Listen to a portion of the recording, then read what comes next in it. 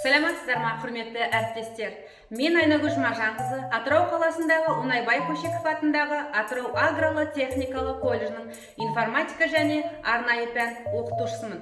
Бүгінгі креатив тичи байқауында өзімнің сабағымда қолданып жүрген әдіс-тәсілдермен бөлісетін боламын. Ертеңгі күнді түсіну үшін қазіргі және болашақ мамандардың IT сауаттылығын қалыптасуда барлық жағдай қарастырылған.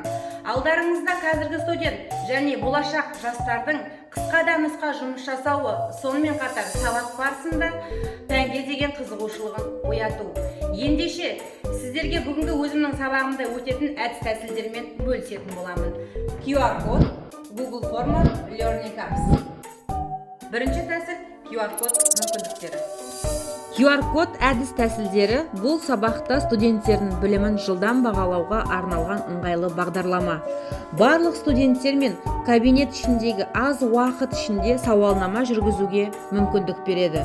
Ол үшін мұғалімге тек кабинеттегі әр студентке телефонға немесе планшетіңізге басып шығарылған парақшалар ғана қажет болады. Алдарыңызға берілген парақшада кодты сканерлеу арқылы мұғалім студенттің жауабын тексереді.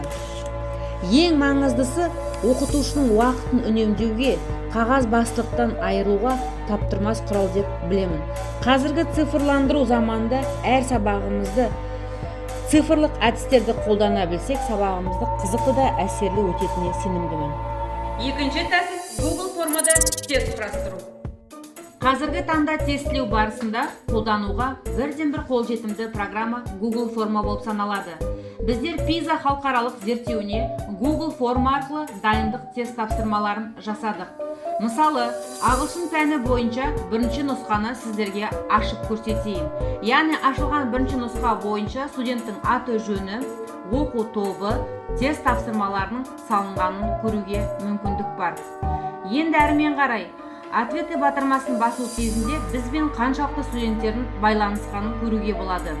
Төмен қарай түсетін болсақ, статистика батырмасы ішінде студенттердің орындаған тапсырмалармен қатар диаграмма түрінде жүктеп алуға мүмкіндік береді. Енді Excel бағдарламасын жүктеп алатын болсаңыздар, сіздерге студенттердің қай күні, қай тобы, қай тапсырманы орындаған барлық анық түрде көруге болады.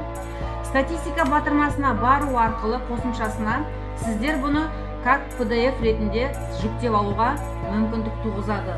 Ол жерде статистикада қарау үшін интернеттің қажет етпейді. Кез келген уақытта қарай беруіңізге мүмкіндік береді. Google форманың артықшылығы жасалынған барлық тест тапсырмаларымыз өзіміздің Google дискімізде сақталатынын ескеруге болады. Үшінші тәсіл Learning Apps онлайн платформасында тапсырма құрастыру. Learning Apps сервисі студенттердің оқуын өз бетінше дамыту және қамтамасыз ету үшін көп мүмкіндіктерге ие және студент пен мұғалім арасындағы кері байланыс бере алатын негізгі құрал болып табылады. Learning Apps әр түрлі пәндер бойынша интерактивті оқу әдістемелер қосымшамалар жасауға мүмкіндік беретін. Білім беру мекемелерінде білім беру процесін қолдау үшін арналған сервис деп есептеймін. Студенттерге сабақ барысында алған теориялық білімдерін пысықтауға қолданамын. Сабағымда онлайн платформалар мен қосымшаларды пайдалану кезінде алғашқы сабағымнан бастап студенттердің талпынысы байқалып, ынтасы шабытыма шабыт қосты. Түрлі білім порталдарды қолдану арқылы студенттердің сабаққа деген қызығушылығын дамыта білдім.